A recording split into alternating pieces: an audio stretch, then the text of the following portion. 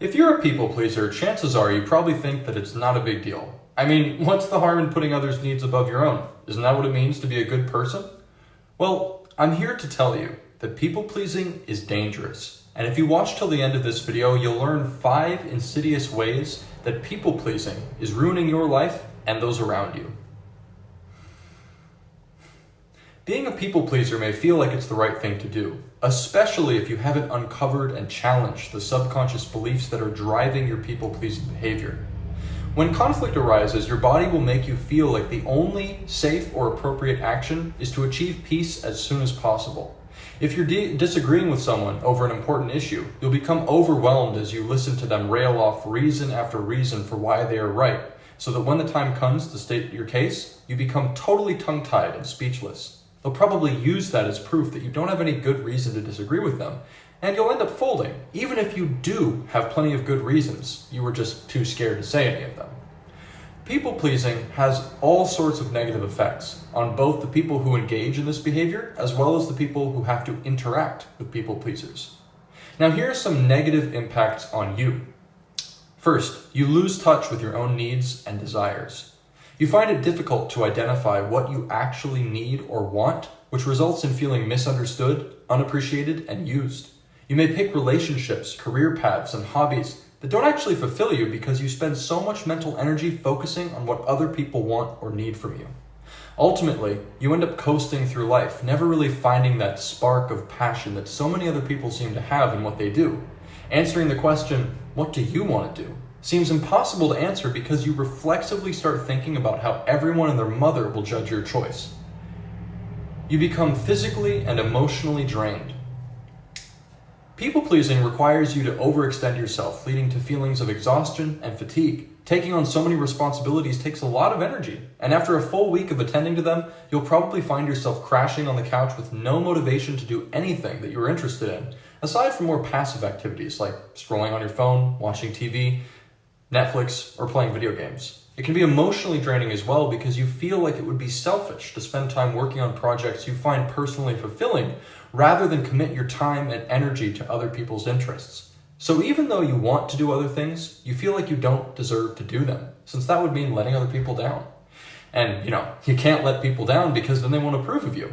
It's a lovely self-fulfilling prophecy that ensures you always set yourself up for giving too much of yourself away.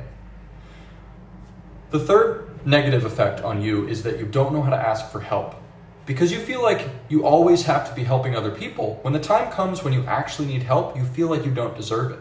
You think if you opened up to your partner, your family, your friends, that you're struggling with something, they would perceive it as a burden or a nuisance. And so you bottle it up inside and fight a battle that no one else can see. This leads to internal emotional conflict. On one hand, you feel like everyone is ignoring or neglecting you, but on the other hand, you feel terrified of letting anyone know what's going on. If this goes on for long enough, you may slide into depression or anxiety, and no one would even know. In most extreme cases, if you keep people out of your internal world, you may experience a full-blown mental breakdown like I did back in 2018. Now, let's get into the negative impacts on others. First of all, people lose trust in you. A social consequence of people-pleasing is that you take on more responsibilities than you can functionally manage. By promising more than you can deliver, you inevitably let people down. In a case of tragic irony, trying not to let people down is one of the main motivations for people-pleasing. Your knee-jerk reaction to say yes to everything puts you into an impossible situation, fulfilling the absurd number of things you said yes to. You may be able to successfully meet the needs of some people, but you won't be able to meet everyone's needs. Eventually, a lot of people will view you as someone who is all talk and no walk. This can put strain on your relationships because they won't be able to trust what you say. Unfortunately, as long as you continue to be unaware of your tendency to people please, you may find yourself doubling down and putting even more pressure on yourself to follow through with what you say. To a hammer, every problem looks like a nail. And to a people pleaser, every problem is the result of not people pleasing enough. People can't emotionally connect with you. You may think you can get away with telling your friends, family, and partner that you're doing just fine after going through a really difficult life situation, but the truth is, you can't. Cracks will appear in your mask of positivity and optimism. Attempting to hide your emotional pain may feel safe, because it ensures you don't have to run the risk of being rejected for failing to live up to the version of yourself you think everyone wants to see. But ultimately, it ensures that no one can truly connect with you on a meaningful level. By trying to protect yourself from rejection, you end up rejecting everyone around you, which makes forming intimate emotional connections very difficult, if not impossible. Now that you've watched this far, you have a clear grasp that this bad habit has some serious consequences for everyone involved. You understand that if you're not careful, too much people-pleasing can totally derail your life. But maybe you're thinking, okay, I know why I should stop, but how do I do that? I've tried and it feels like I just can't. If you watch this next video, you'll learn exactly why you can't stop people-pleasing and 3 things you can do today to stop.